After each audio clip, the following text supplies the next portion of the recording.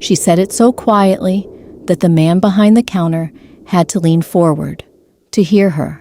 "May I have stale bread for my baby?" Not fresh bread, not charity. Stale bread. The bread left over. The bread that was going to be thrown out anyway. The year was 1951. The city was Chicago. And the man she was asking, a man who held a seat on 3 hospital charity boards, whose photograph hung in the entrance of the most prominent parish in that district, looked at her for a long moment and said nothing and turned away. What you are about to hear has been preserved, a physician's discharge summary from Ward 7 of a Chicago charity hospital, a night nurse's testimony, handwritten and dated, a family letter sealed for 4 decades and passed to this channel by a granddaughter who said simply, "Someone needs to know this happened. My name is Claire." These are the accounts that institutional records cannot fully explain. We open tonight's file not because the story is comfortable. It is not. But because the documented evidence of what followed, that silence in the bakery, deserves a faithful witness. And this channel intends to be exactly that. Here is what the official file established. A child, not yet 14 months old, had been admitted to Charity Ward 7 with acute pneumonia, compounded by severe malnutrition. Her weight had fallen to a point formally notated by the attending physicians as incompatible with sustained viability. In the language of that ward, that phrase carried one practical meaning: preparation for discharge to family care. In the language of that mother, sitting on the wooden bench in the corridor, it meant something else entirely. It meant she was being asked to take her daughter home to die. Consider the shape of that woman's life before that night. She had crossed the Atlantic in 1943 with nothing beyond a rosary and a letter of employment. She had buried a husband in 47. His personal effects returned to her in a brown envelope, among them a worn St. Jude medal still fastened to his uniform collar. She had worked laundry shifts from before dawn, walked directly to that ward every evening, and sat with her daughter through the night. And when the hospital told her there was nothing left to do, that the language of medicine had reached its last page, she did not collapse in that corridor. She stood, she straightened her coat, and she walked 3 blocks to a bakery to ask for stale bread. Tell me, when was the last time you saw someone ask for so little, with so much at stake? Subscribe to this channel and stay with us. The most important document in this file has not been opened yet. What her own letter records, written to her sister 3 years later, when the child was already running between the chairs, is not what most people would expect to find. There is no passage of theatrical despair, no dramatic outpouring. What she wrote was this: "I want you to understand what that night was."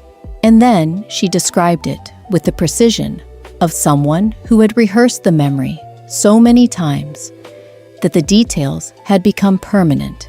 The bakery door, the turned back, the convent on Ashland Avenue, a hand-lettered sign reading "No distributions on weeknights." The rectory, where she knocked twice and received no answer because the priest was traveling. And then the long walk back to the hospital with empty hands, past the street lamps already haloed with November cold, and the bench in the corridor, and the act of opening her coat and pulling her daughter against her chest under the fabric, because the child's hands were the temperature of water, left standing in a glass overnight. That detail, not the refusals, those have a human logic to them, even when the logic is cold. That detail, the hands, she did not pray dramatically. The letter is clear on this. She did not kneel. She did not weep aloud. She reached into her coat pocket and took out the medal, worn almost smooth now, the image of the saint barely legible, the reverse stamped with a prayer she could recite without looking. She held it between her thumb and forefinger, and she said one sentence. The letter preserves it exactly. I have nothing left to offer. But she is here. Please. There is a particular kind of exhaustion that has nothing to do with sleep. You do not feel it in your limbs. You feel it behind the sternum. A hollow, slow pressure, as though something essential has been carefully removed from the center of you, and the space has not yet closed. That is the valley she had entered. Not hysteria, not collapse, just the absolute stillness of a woman who has tried every door she could find, and found each one closed, and is now sitting in the cold with a worn medal and a single sentence, and waiting. For those who have known a version of that corridor, a waiting room, a phone call, a doctor's voice, delivering news that arrived like a door swinging shut. This channel exists for you. We keep these accounts alive because they belong to the living, not only to the archives. If this record is finding you at the right moment, subscribe to Miracle Ledger and keep these stories within reach. The next chapter of this file is the one the physician could not explain. The attending physician on Ward 7 that night was a man named Raymond Kessler, and his notation at 11:45 in the evening was precise and unambiguous. The infant's core temperature had dropped below the threshold at which standard intervention held predictive value. Respiration was shallow and irregular.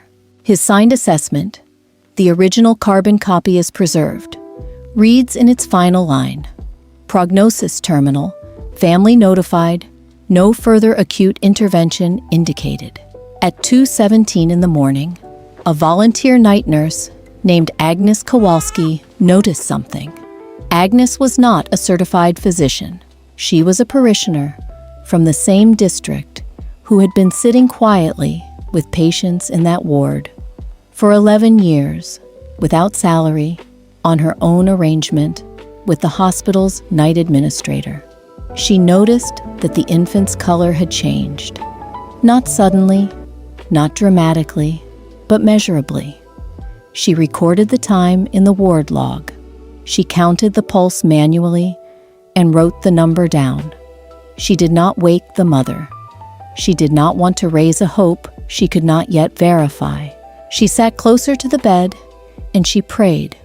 By 4:30 in the morning, the infant's temperature had returned to a range that Kessler's own prior notation described as unachievable, given the trajectory of the preceding hours. When the day staff arrived and took readings, the head nurse placed a telephone call to Kessler directly. The documentation from that morning, a second carbon copy initialed by 2 nurses and countersigned by the physician, carries one word written in the margin in Kessler's own hand: unexplained. The discharge order was voided. The infant remained in the ward.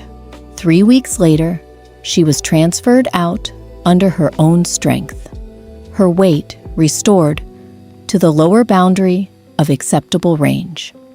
If you want to follow this archive as we continue to document these cases, the link is in the description. Each account we preserve exists because someone chose not to let it disappear into an institutional filing cabinet. And this one very nearly did.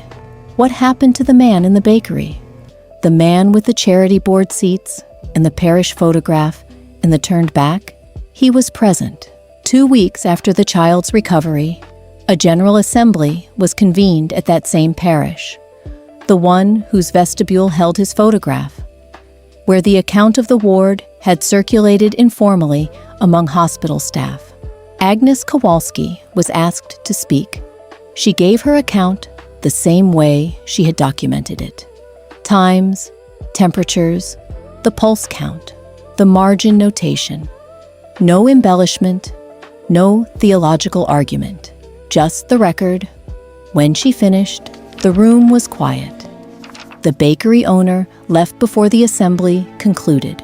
The parish minutes book from 1951, a handwritten ledger maintained by the parish secretary, records his early departure, and records, in careful cursive, that a written donation arrived addressed to the Charity Ward Fund the following Monday morning. No explanation was attached. No name appeared on the envelope, though the secretary noted the handwriting. That is the shape of a quiet humbling.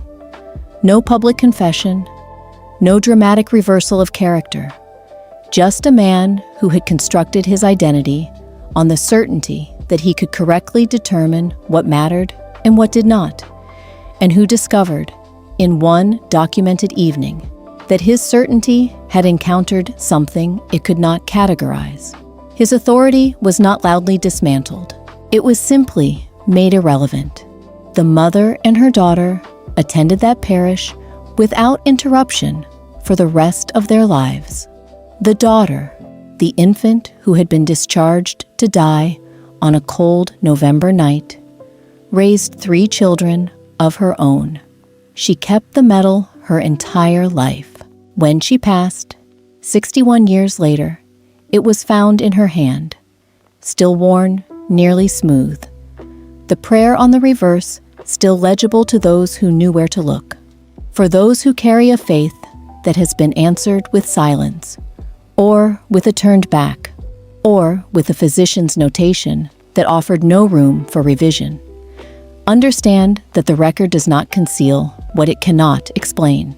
It marks it with a single word in the margin, and that word, quietly, is more than enough. An unexpected turn is never coincidence. It is the careful, unhurried signature of something that operates entirely outside the jurisdiction of charity boards and discharge orders. The ledger for tonight is sealed. We will return